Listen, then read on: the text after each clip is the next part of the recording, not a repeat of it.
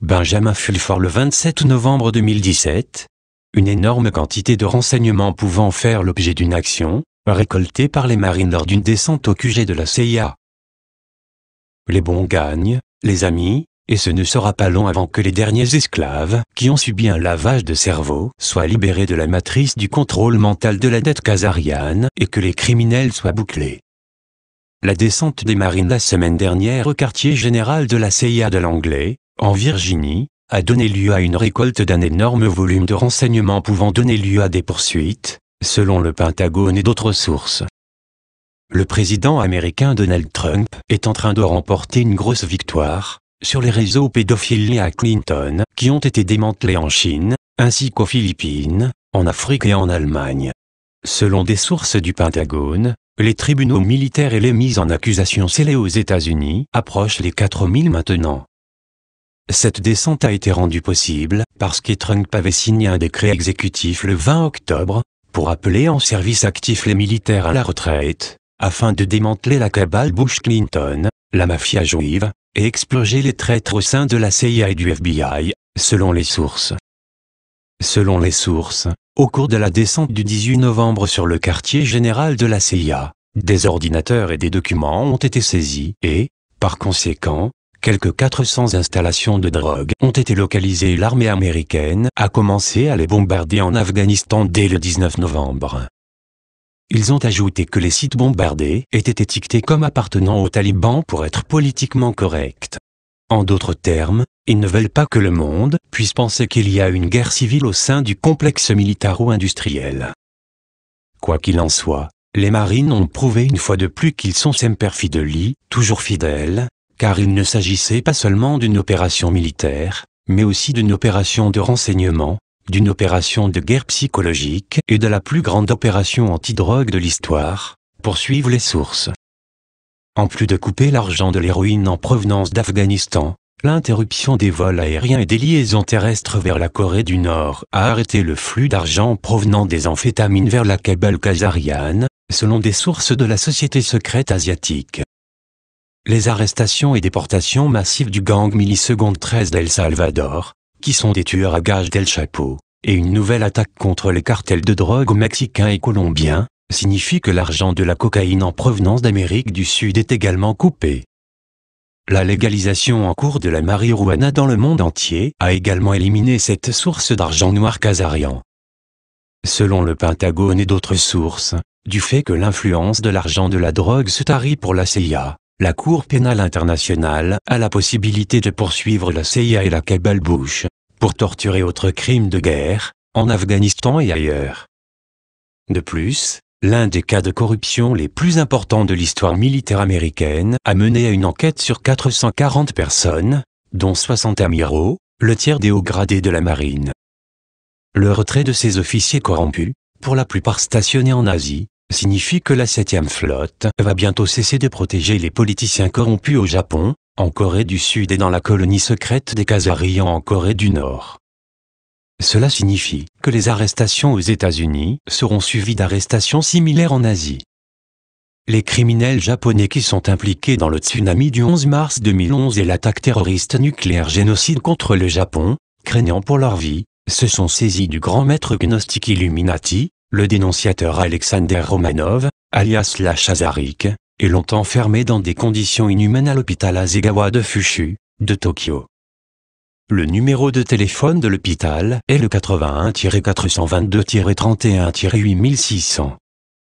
L'ancien Premier ministre Yasuhiro Nakazone, l'ancien Premier ministre Yoshiro Mori, le maire de la ville de Koganei, le chef de la police de la ville de Koganei et tous les autres criminels impliqués dans ce crime contre l'humanité commis à Fukushima, seront emprisonnés et finalement exécutés à moins qu'ils ne libèrent Zarik et ne tiennent immédiatement des conférences de presse pour confesser leurs crimes. Les sources de la société Dragon Blanc, WDS, affirment que leurs biens seront confisqués et Zarik sera dédommagé pour le mal qui lui a été fait. Bien entendu, de grands maîtres d'œuvre tant aux États-Unis qu'en Italie et en Suisse seront également traduits en justice pour ces crimes. De nombreux mafieux khazarians de haut niveau, comme Bill Gates et George Soros, ont déjà été retirés de la circulation, selon des sources WDS.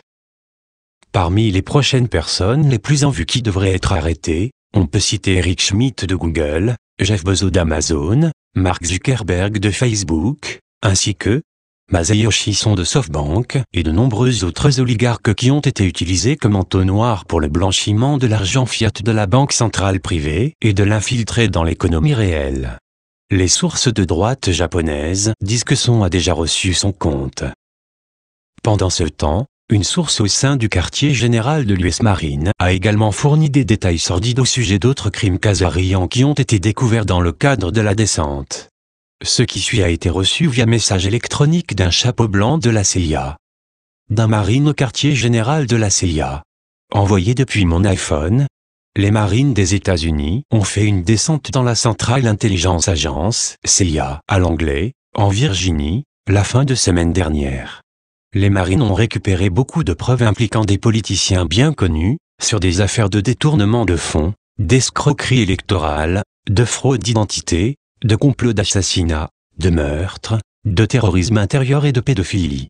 J'ai énuméré les 23 points suivants pour susciter votre intérêt et résumer ce qui se passe. Point 1. Le quartier général de la CIA a fait l'objet d'une descente. Le FBI a été neutralisé et 35 milliards de dollars de fonds détournés du Trésor américain ont été récupérés. Environ 100 milliards de dollars avaient été détournés par les Bush et les Clinton. Point 2. Le président Donald Trump rouvre les dossiers de l'assassinat du président John F. Kennedy, et George H.W. Bush était derrière tout ça. Les photos de l'autopsie de JFK avaient été falsifiées. Point 3. Les expositions d'harcèlement sexuel de tous ces membres du Congrès sont une diversion médiatique pour détourner l'attention de ce qui se passe réellement en coulisses, les marines des États-Unis attaquant le quartier général de la CIA et le président Trump imposant la loi martiale. Point 4. Alex Jones d'Infovar serait un traître et une menace pour la sécurité nationale et lié à une division du Mossad, le service secret des renseignements de l'État d'Israël. Point 5. Hillary Rodham Clinton avait ordonné l'assassinat, par l'intermédiaire des escouades nationaux d'assassinat, de Ron Brown, secrétaire au commerce, William Colby, responsable des services centraux de renseignement, Vince Foster, conseiller adjoint à la Maison-Blanche, et John F. Kennedy Jr., fils du président assassiné John F. Kennedy, ainsi que d'autres personnes. Point 6. Alors, le candidat républicain Trump avait raison de dire que le père du sénateur Ted Cruz était impliqué avec Lee Harvey Oswald. Point 7. Le représentant de la Californie, Adam Schiff, membre de la commission permanente de la Chambre des représentants sur les renseignements, et le maire de Chicago, Rahm Emanuel, ancien chef de cabinet de la Maison-Blanche pour le président américain Barack Obama, sont liés au Mossad. Schiff et Emanuel sont pédophiles. Point 8. Barack Obama est né au Kenya et l'ancien président a commis une fraude d'identité. Obama devrait être arrêté pour fraude d'identité. Point 9. Le sénateur Cruz est un citoyen canadien qui a falsifié son certificat de naissance pour devenir citoyen des États-Unis. Le sénateur a commis une fraude d'identité. Cruz devrait être arrêté pour usurpation d'identité. Point 10. Le président Trump a en main le dossier de chaque journaliste, p. Exemple Anderson Cooper, CNN-CBS, Chris Matthews et MSNBC, Wolf Blitzer, CNN et peut-être Alex Jones, Infovar, qui ferait partie du personnel de la CIA. Point 11. Les marines des États-Unis se sont saisis des ordinateurs du quartier général de la CIA le week-end dernier. Point 12. Ils ont maintenant la preuve qu'Hillary Rodham Clinton a commis fraude électorale, trahison et sédition. C'est une trafiquante de drogue. Elle a commis des massacres. Elle a assassiné des gens au département d'État dans un arrangement de meurtre alloué. Point 13. Bill Plante, qui a pris sa retraite en tant que correspondant de CBS News en novembre 2016, a confirmé que JFK avait reçu une balle dans le front, que le sénateur du Tennessee, Al Gore, candidat au poste de président démocrate, avait en fait remporté les élections de 2000, et que toute l'attaque terroriste du 11 septembre 2001 avait été machinée. Plante a dit que rien de tout cela ne sera rapporté parce que les journalistes ont trop peur pour leur vie. Point 14. Ce pays n'aura pas de déficit une fois que les protocoles seront mis en œuvre. Sur les 100 trillions de dollars entrants, 35 trillions iront directement au trésor des États-Unis et il y a un excédent de 15 trillions de dollars. Nous pourrons réduire les impôts, reconstruire l'armée, créer un excellent programme d'infrastructure pour notre pays, et Donald Trump sera le plus grand président depuis Ronald Reagan. Point 15. George H.W. Bush a tenté de faire assassiner le président Reagan à 3 reprises au cours des 8 années de la présidence de Reagan. Point 16. Daddy Bush et Hillary Clinton ont également essayé d'assassiner le président Donald Trump 7 fois. Et Bush, au fil des ans, a été impliqué dans 25 complots d'assassinat contre d'autres grandes figures politiques, en particulier, des membres du Congrès et des sénateurs. Point 17. Si Gore avait pris ses fonctions et que les Bush avaient été incapables de voler l'élection, il y avait eu un complot pour retirer Gore et élire le vice-président Al Lieberman à la présidence.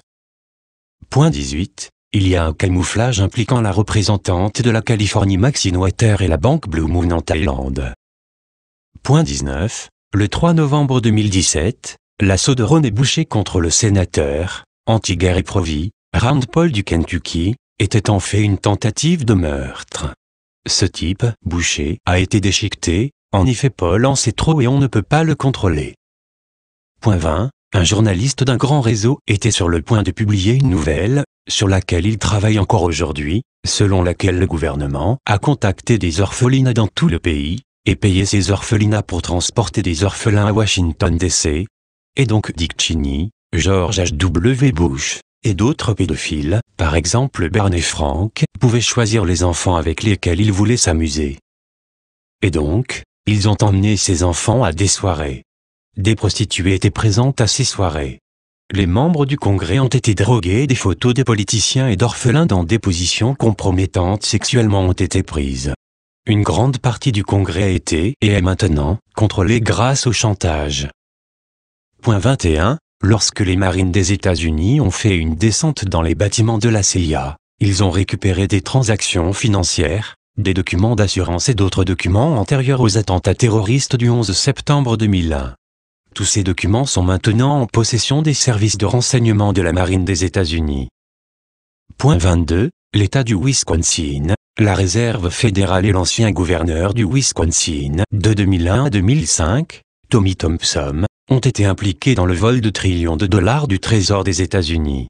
Le gouverneur du Wisconsin, Scott Walker, devrait rendre tout ce qu'il a, ou sinon il sera assigné à comparaître.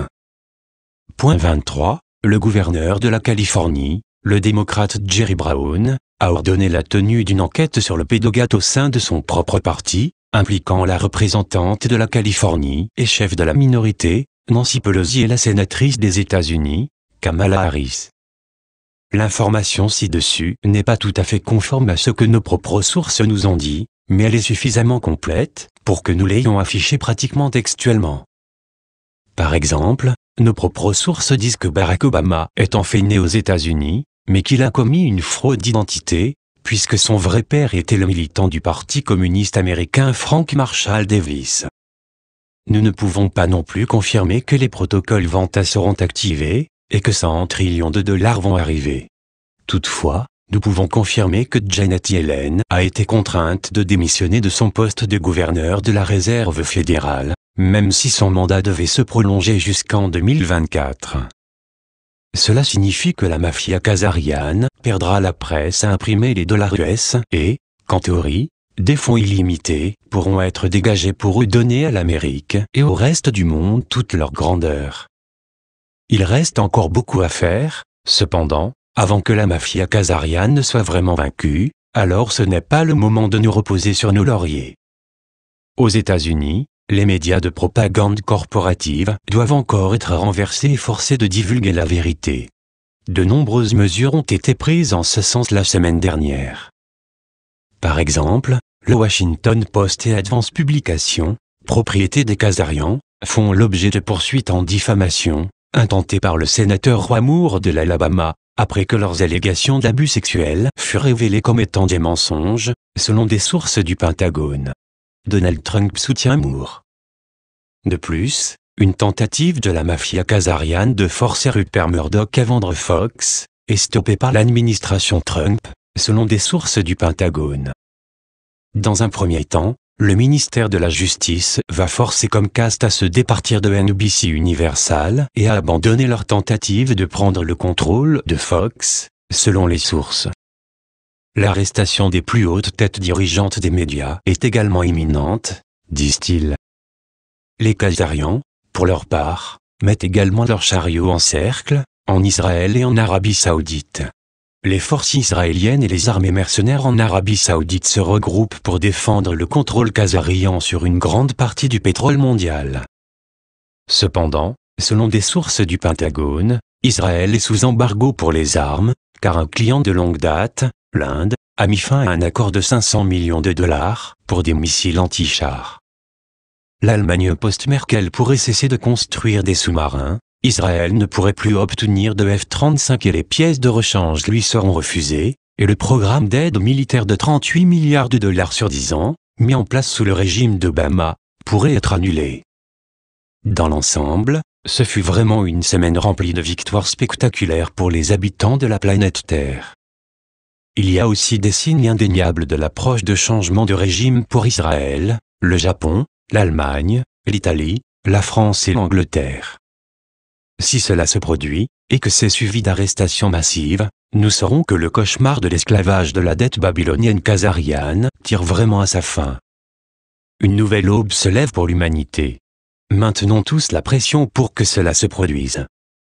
Source: www.benjaminfulford.net